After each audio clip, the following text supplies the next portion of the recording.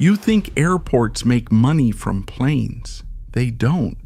In fact, if you stripped every shop, restaurant, and perfume counter out of an airport, the whole operation would collapse financially.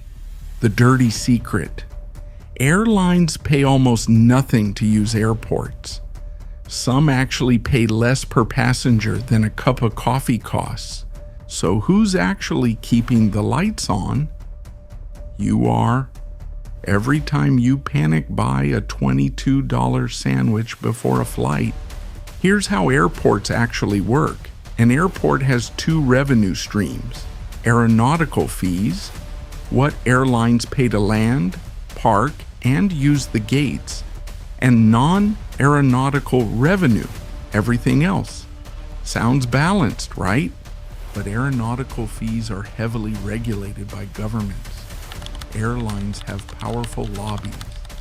They negotiate those fees down relentlessly every single year.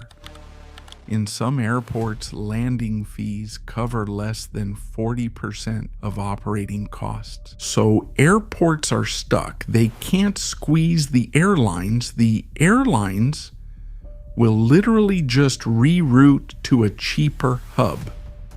However, they can squeeze you, and this is where it gets interesting. Airports discovered something in the 1980s. Passengers waiting for flights are in a psychologically unique state. You're bored, you're anxious, you've already passed security, so you can't leave, and you have time to kill. Retail psychologists call it the captive consumer effect. You're not a traveler anymore. You're a target.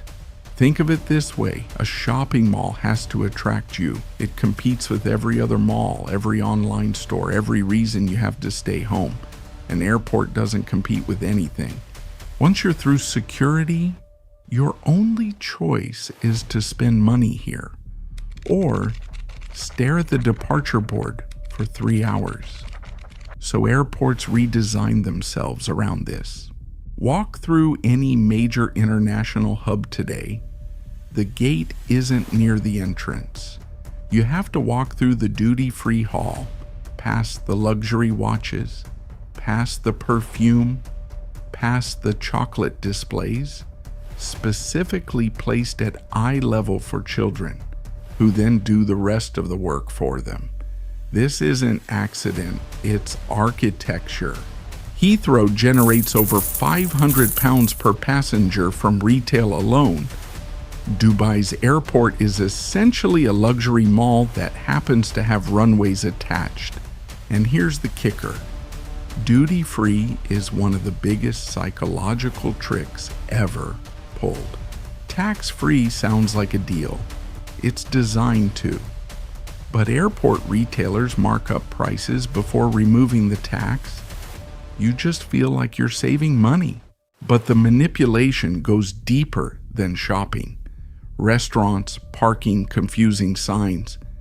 Every inconvenience is a calculated upsell. The entire airport experience is engineered. There are no clocks because time pressure makes you spend more. Las Vegas invented this. Airports copied it. Here's the truth.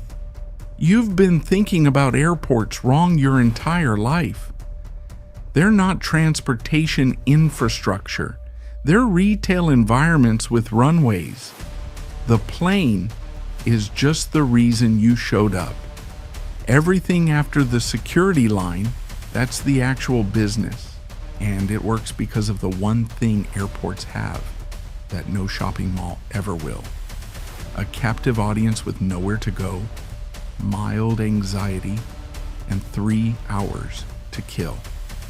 Next time you're standing in an airport, overpriced latte in hand, wondering why everything costs twice what it should, now you know.